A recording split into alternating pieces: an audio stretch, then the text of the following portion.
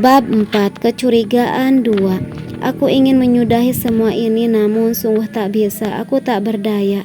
Keringat dingin sudah membasahi seluruh tubuh dan napas semakin memburu. Tubuhku menggelinjang seperti cacing kepanasan. Oh Tuhan, apa aku akan mati? Aku berusaha membangunkan Erwin dengan menendangnya. Namun laki-laki itu seakan mati rasa, tidak terusik sama sekali. Semalam entah kapan diri ini terlelap, aku benar-benar tak bisa mengingatnya. Perlahan membuka mata sambil sesekali menguap, melepas headset yang masih menempel di telinga lalu meletakkannya di meja. Kemudian menoleh ke samping kiri, masih nampak punggung lebar Erwin dengan gerakan teratur seperti tadi.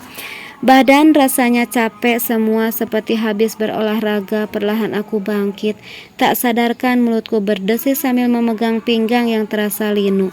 Dengan tertatih aku memaksakan diri ke kamar mandi. Tubuhku semakin menggigil saat kaki ini menginjak lantai yang dingin. Niat untuk mandi kutunda dulu, beralih ke mencuci wajah saja. Satu guyuran di wajah membuat gigiku gemetak, hingga membuatku cepat-cepat menyelesaikannya.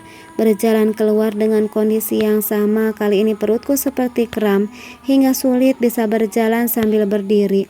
"Kamu kenapa?" Suara serak Erwin menghentikan langkahku sejenak. "Entahlah, badanku rasanya sakit semua," sahutku sambil terus melangkah.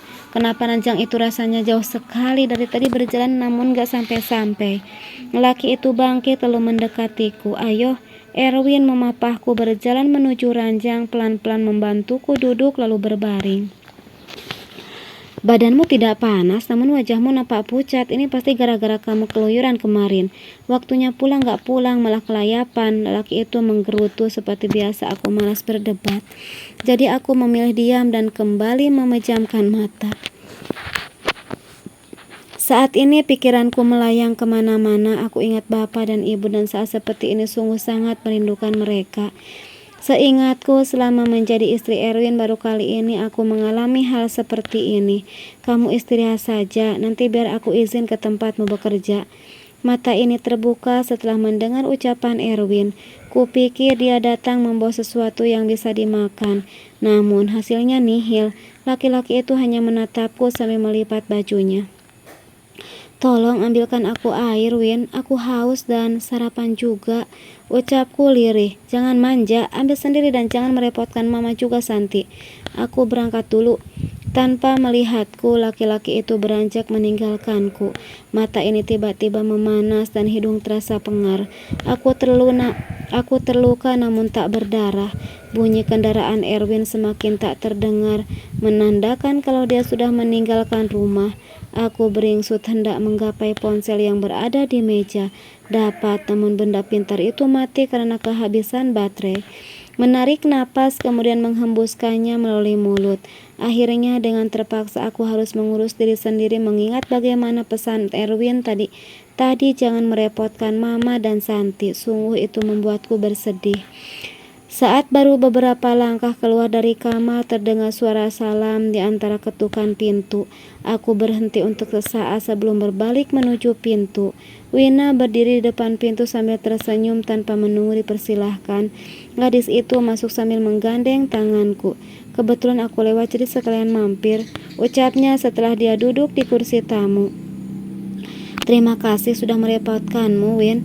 Tapi bagaimana Erwin bisa tahu nomor WhatsAppmu?" tanyaku heran. "Erwin gak ngabarin aku, Ras. Aku hanya ingin tahu bagaimana keadaanmu setelah mendengar rekamanku," sahutnya yang cukup membuatku tercengang. "Gak usah kaget kayak gitu. Rekaman itu adalah bacaan ayat-ayat pilihan, Ras.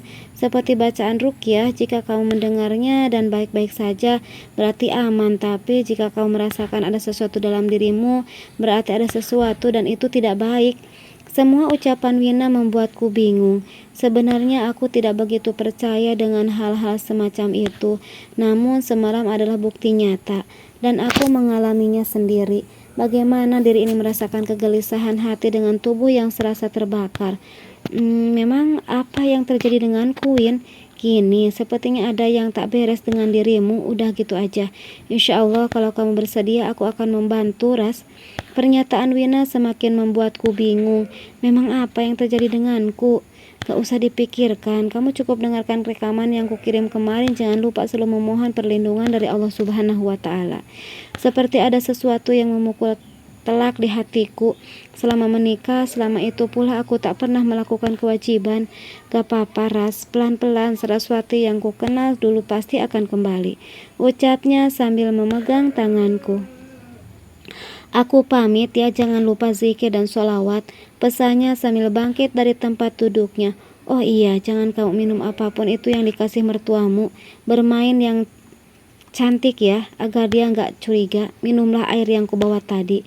Kalau tinggal sedikit kamu bisa tambahkan air lagi. Aku mengangguk namun masih bingung dengan semua yang Wina katakan. Aku membawa air dan sebungkus sarapan yang dibawa Wina ke dapur. Rasa lapar membuatku ingin segera menyantapnya. Ras, terdengar suara mama memanggil dari depan ketika suapan terakhirku. Aku segera membereskan bungkus dan menyimpan air kemasan pemberian Wina di lemari bawah kompor.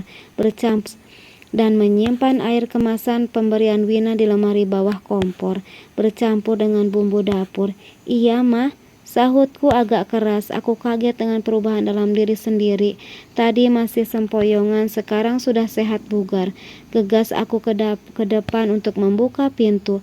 Namun langkahku melambat setelah teringat kalau aku sedang kurang sehat. Mah, sapaku setelah membuka pintu. Kata Erwin kamu sakit, jadi mama bawain sarapan sama air. Nih airnya diminum, setelah itu segera sarapan. Kasihan Erwin kalau kamu sakit gini, tuturnya sambil tersenyum.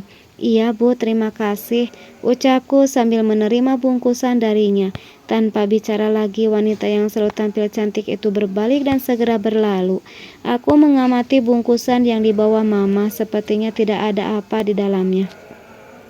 Padahal aku sudah selesai makan, namun melihat nasi pemberian ibu aku menjadi lapar kembali.